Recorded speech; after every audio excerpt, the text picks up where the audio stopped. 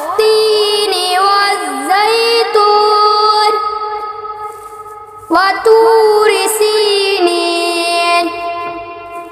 وهذا البلد الأمين لقد خلقنا الإنسان في أحسن تقويم